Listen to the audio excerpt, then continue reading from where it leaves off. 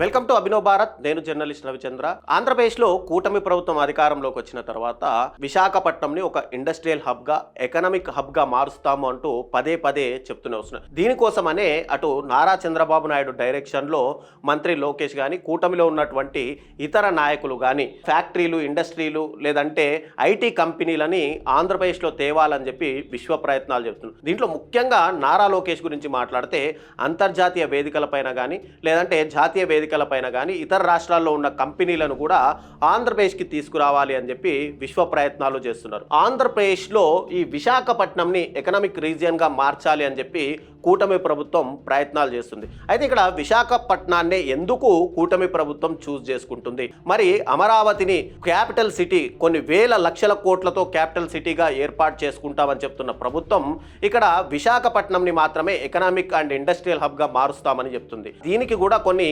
Negative అంశాలు ఉన్నాయి, కొన్ని పాజిటివ్ అంశాలు ఉంటే దాని గురించి మనం మాట్లాడితే ముఖ్యంగా చూసుకుంటే ఏదైతే కూటమి ప్రభుత్వం అధికారంలోకి వచ్చిన తర్వాత గ్రోత్ ఇంజన్ మీద మెయిన్గా కాన్సన్ట్రేషన్ చేస్తూ వచ్చింది. దీనికి కారణం ఏంటంటే మేము ఇంకొక 10 సంవత్సరాలు ఇక్కడ ఆంధ్రప్రదేశ్లో డబల్ ఇంజన్ సర్కారే అధికారంలో ఉంటుంది అని చెప్పి పదే పదే కూటమి నాయకులు చెప్తున్నారు.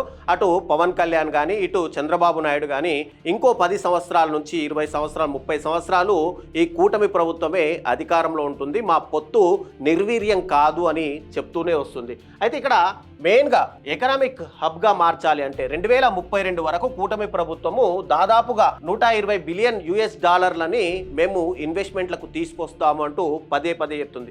దీన్ని మెయిన్గా విశాఖపట్నాన్నే ఎంచుకుంది. ఎందుకంటే విశాఖపట్నం ఒక్కసారి మనం ఈ ఎకనామిక్ రీజన్కి సంబంధించి ఎందుకు ఎంచుకున్నారంటే ఈ రీజియన్లో విశాఖపట్నం, విజయనగరం, శ్రీకాకుళం, అనకాపల్లి, కాకినాడ, ఈస్ట్ గోదావరి, సీతారామరాజు, మన్యం జిల్లాలు మెయిన్గా ఈ రీజియన్లో ఉన్నాయి. ఈ రీజియన్లో ఉన్నటువంటి ఈ జిల్లాలనే ఇండస్ట్రియల్ హబ్గా మార్చడానికి వీళ్ళు అత్యంత ప్రాధాన్యత ఇస్తున్నారు. అయితే కరెంట్ జీడిపి చూసుకుంటే దాదాపుగా 49 బిలియన్ డాలర్లు ఆంధ్రప్రదేశ్కు ఉంటే ఇక్కడ రాబోయే 2032 వరకు అంటే 7 సంవత్సరాల కాలంలో దాదాపుగా 120 బిలియన్ US డాలర్లని ఇక్కడ ఎకనామిక్గా మేము గ్రోత్ చేస్తాము అని చెప్తున్నారు.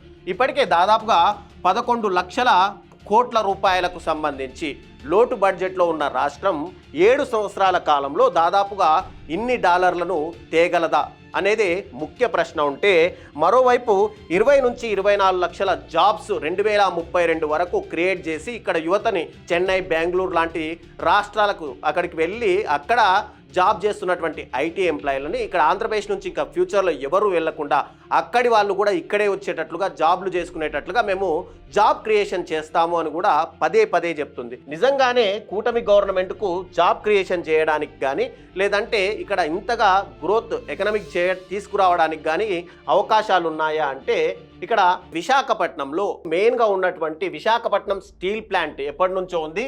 ఇది ఇప్పటికీ కూడా ఆంధ్రప్రదేశ్లో ఉన్నటువంటి రాజకీయాలని కూడా మెయిన్గా ప్రేరేపితం చేస్తుంటుంది. ఇక్కడ వైఎస్ఆర్సీపీ పార్టీ కానీ లేదంటే కూటమి పార్టీ కానీ తాము అధికారంలోకి వస్తే ఈ విశాఖ స్టీల్ ప్లాంట్ని ప్రైవేటీకరణ చేయము అని చెప్తున్న దాన్ని దీన్నే కాపాడుకోలేకపోతున్న ప్రభుత్వాలు ఇన్ని కోట్ల పెట్టుబడులు నిజంగానే తేగలవా? తెచ్చారా అంటే ఈ 11,000 కోట్ల రూపాయలని ఇప్పటి వరకే తీసుకొచ్చారు కూటమి గవర్నమెంట్. అది కూడా ఎందుకు అంటే బ్లాస్ట్ ఫర్నిషింగ్ కోసం, అంటే థర్డ్ ఫేజ్లో ఉన్నటువంటి బ్లాస్ట్ ఫర్నిషింగ్ కోసం తీసుకొచ్చి అక్కడ పెట్టుబడులు పెట్టి తిరిగి దాన్ని కూడా మళ్ళీ అమ్ముకునే ప్రయత్నాలు చేస్తున్నారు. కానీ ఇక్కడ ముందుగా చూసుకుంటే కనుక టాప్ 3 కంపెనీస్ తోటి ఇక్కడ విశాఖ స్టీల్ ప్లాంట్ని పూర్తిగా కొలాబరేట్ చేస్తాము అని చెప్తున్నారు.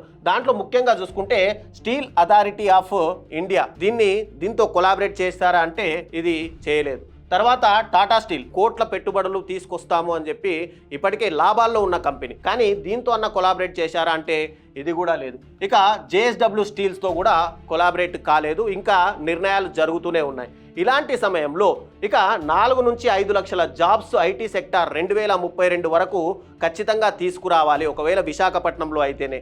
అయితే ఇలా తీసుకురావాలంటే మరి కూటమి గవర్నమెంట్ దేనిల మీద ఫోకస్ చేయాలి? ముఖ్యంగా చూసుకుంటే కనుక స్ట్రాంగ్ ఫోకస్ దీని మీద ఉండాలి. దాంట్లో పెట్రోకెమికల్స్ కానీ, గ్యాస్ గ్రిడ్స్ కానీ, పోర్ట్ డెవలప్మెంట్ కానీ, మెడికల్ టెక్నాలజీ కానీ, షిప్ బిల్డింగ్ కానీ, డిఫెన్స్ కానీ, ఎలక్ట్రానిక్స్ కానీ, క్లీన్ టెక్ కానీ, లేబర్ ఇంటెన్సివ్ కానీ, లేదంటే మ్యానుఫ్యాక్చరింగ్, వీటన్నింటి మీద కూడా కూటమి గవర్నమెంట్ ఫోకస్ పెడితేనే ఖచ్చితంగా ఏదైతే వాళ్ళు ఒక టార్గెట్ పెట్టుకున్నారో ఆ టార్గెట్ రీచ్ అయ్యే అవకాశాలు ఉన్నాయి. మెయిన్గా చూసుకుంటే ఈ డాటా సెంటర్స్ కూడా అండ్ స్టార్టప్లను కూడా ఖచ్చితంగా తీసుకొస్తేనే ఈ ఏదైతే కూటమి గవర్నమెంట్ అనుకున్న 4 నుంచి 5 లక్షల జాబ్లు అనేవి ఐటీ సెక్టార్లో, కేవలం ఐటీ సెక్టార్ గురించి మనం మాట్లాడుతున్నాం, దీంట్లో తేవాలంటే వీటన్నింటి మీద కూడా ఖచ్చితంగా మెయిన్ ఫోకస్ చేయాల్సిన అవసరం ఉంటుంది. ఇక బిల్డ్ ఏ మోడర్న్ ఎకనమీ, ఇక్కడ ఒక మోడర్న్ ఎకనమీ, చంద్రబాబు నిజంగానే ఒక విజన్ ఉన్న నాయకుడు, దాంట్లో ఒప్పుకోవాల్సిందే.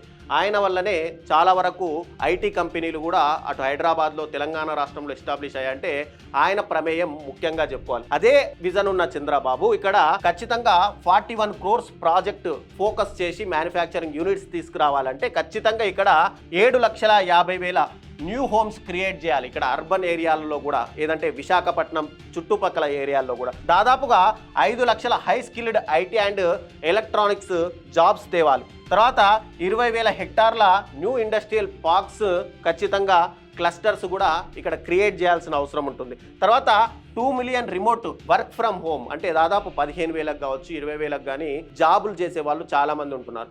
ఆయన కలగన్నట్టుగా నిజంగానే 20 నుంచి 24 లక్షల ఉద్యోగాలు తేవాలంటే ముఖ్యంగా ఫోకస్ చేయాల్సింది వర్క్ ఫ్రమ్ హోమ్ జాబ్స్ మీద.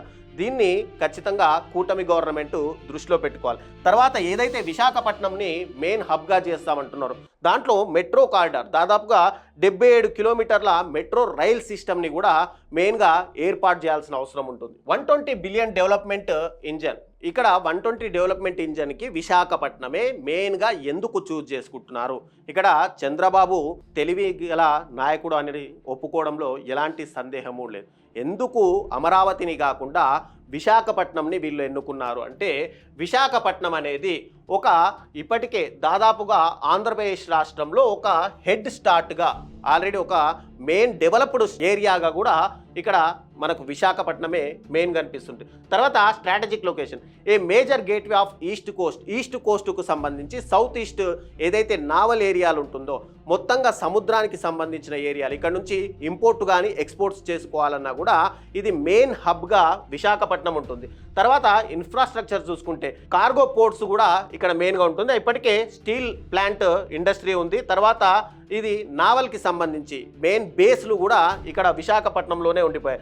Established ecosystem and heavy ఇండస్ట్రీలు అన్నీ కూడా ఇక్కడే ఉన్నాయి. ముఖ్యంగా చూసుకుంటే కనుక ఫార్మా కానీ సీ ఫుడ్ ప్రాసెసింగ్ సంబంధించిన మెయిన్ ఏరియాలన్నీ కూడా విశాఖపట్నంలో ఉన్నాయి. ఇంకోవైపు విశాఖపట్నం చూస్ చేసుకోవడానికి ఏంటంటే ఇక్కడ వెల్ ఎడ్యుకేటెడ్ పర్సన్స్ చాలా వరకు ఆంధ్రప్రదేశ్లో చూసుకుంటే విశాఖపట్నంలోనే కనిపిస్తారు. కాబట్టి ఇక్కడ విశాఖపట్నంనే మెయిన్గా చంద్రబాబు ఎంచుకున్నారు. అయితే ఇక్కడ ఇందాక మనం మాట్లాడుకున్నట్టుగా చంద్రబాబు ఒక విజన్ ఉన్న నాయకుడు, ఎవరు ఒప్పుకున్నా ఒప్పుకోకపోయినా. ఇప్పుడు తెలంగాణలో ఉన్నటువంటి కాంగ్రెస్ పార్టీ కానీ, లేదంటే గతంలో పనిచేసినటువంటి బీఆర్ఎస్ పార్టీ కానీ, కేసీఆర్ కానీ, కేటీఆర్ కానీ ఎవరు ఇండస్ట్రియల్ హబ్ని మేము తెచ్చాము అని చెప్పుకున్నప్పటికీ కూడా నిజంగా దీంట్లో ఖచ్చితంగా చంద్రబాబు ముఖ్య పాత్ర పోషించాడు అనేది మెయిన్గా చెప్పుకోవాలి. సీఎంగా ఉన్న వ్యక్తి అక్కడ బిల్ గేట్స్ దగ్గరికి వెళ్ళి ఒక పవర్ పాయింట్ ప్రజెంటేషన్ ఇచ్చి మరి ఉమ్మడి ఆంధ్రప్రదేశ్ రాష్ట్రంలో ఐటీ పరిశ్రమలు నెలకొల్పాలి, దీనికి ల్యాండ్ పూలింగ్ ఇస్తాము, మీకు కావాల్సిన మ్యానుఫ్యాక్చరింగ్కి సంబంధించిన అన్ని పర్మిషన్లు కూడా మేము ఇస్తాము అని చెప్పి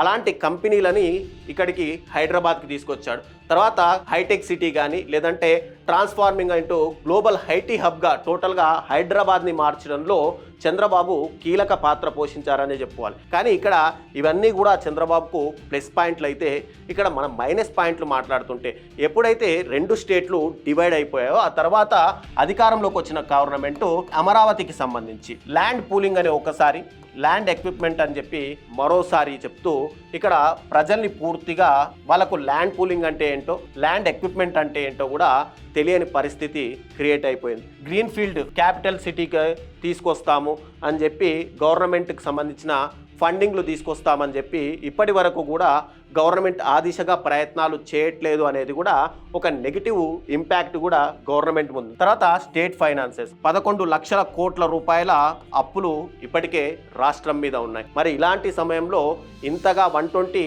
బిలియన్ US ఎకనామీని 7 సంవత్సరాల సమయంలో తేగలరా నిజంగానే చంద్రబాబు అనేది కూడా ఒక ప్రశ్నగా అయితే మిగులుతుంది. అయితే విశాఖపట్నము మరి నిజంగానే ఇండస్ట్రియల్ హబ్గా మారలేదా అంటే గనక ఖచ్చితంగా మారే అవకాశాలు ఉన్నాయి. ఫర్ ఎగ్జాంపుల్ చూసుకుంటే దుబాయ్లో ఉంటున్న జఫ్నా కానీ లేదంటే చైనాలో ఉన్నటువంటి షాంఘై కానీ ఈ రెండు ఎలా డెవలప్ అయ్యాయో మనం అందరం చూస్తూనే ఉన్నాం. వీటికి ఏదైతే కోస్టల్ ఏరియా కానీ లేదంటే మ్యానుఫ్యాక్చరింగ్ యూనిట్లు తీసుకొచ్చారో అలాంటి సిచ్యువేషనే, అలాంటి అట్మాస్ఫియరే వైజాగ్లో కూడా ఖచ్చితంగా కనిపిస్తుంది. కాబట్టి ఇప్పుడు ఏదైతే చైనాకు షాంఘై కానీ లేదంటే దుబాయ్కి జాఫ్నా కానీ తమ నుంచి పూర్తిగా ఇండస్ట్రియల్ హబ్గా మారిపోయి అక్కడి నుంచి డబ్బులు దేశ డెవలప్మెంట్ కోసం ఎలా అయితే యూజ్ చేస్తున్నారో లేదంటే ఆ రాష్ట్ర ఎకనామీ కోసం ఎలా యూజ్ చేస్తున్నారో అలాగే యూజ్ చేయడానికి కూడా ఖచ్చితంగా విశాఖపట్నం అనేది ఒక ఐటీ హబ్గా మారే అవకాశాలు ఉన్నాయి. మైనస్ల గురించి మాట్లాడితే ఇక్కడ కొన్ని కంపెనీలు రావాలి అంటే ఖచ్చితంగా వాటికంటూ ఒక ల్యాండ్ పూలింగ్ ఇవ్వాలి, వాటికంటూ కొన్ని మ్యానుఫ్యాక్చరింగ్కి సంబంధించిన పర్మిషన్లు ఇవ్వాలి, వాటికంటూ కొంత లేబర్ ఫెసిలిటీలు ఇవ్వాలి.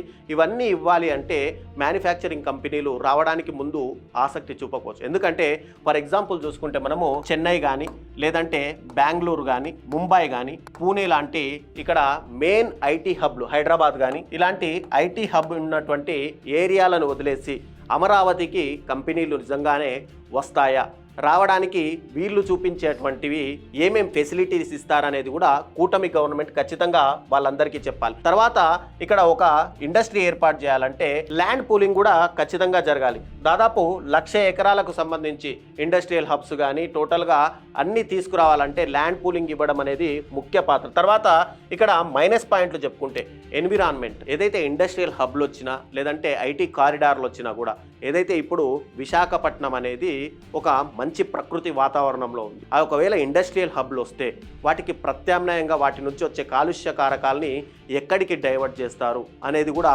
మరో ప్రశ్న. ఎందుకంటే ఇక్కడ ఇప్పటికే రిషికొండని పూర్తిగా బోడికొండగా చేసేశారు. మరి రాబోయే రోజుల్లో ఇక్కడ ఇండస్ట్రీలు రావాలంటే కొన్ని ప్రకృతి నిలయం సంబంధించిన కొండలు చాలా వరకు విశాఖపట్నం చుట్టుపక్కల ఉంటాయి. వీటన్నింటిని కూడా పూర్తిగా నిర్వీర్యం చేసి ఇక్కడ ఇండస్ట్రియల్ హబ్కి ఇవ్వాల్సి ఉంటుంది.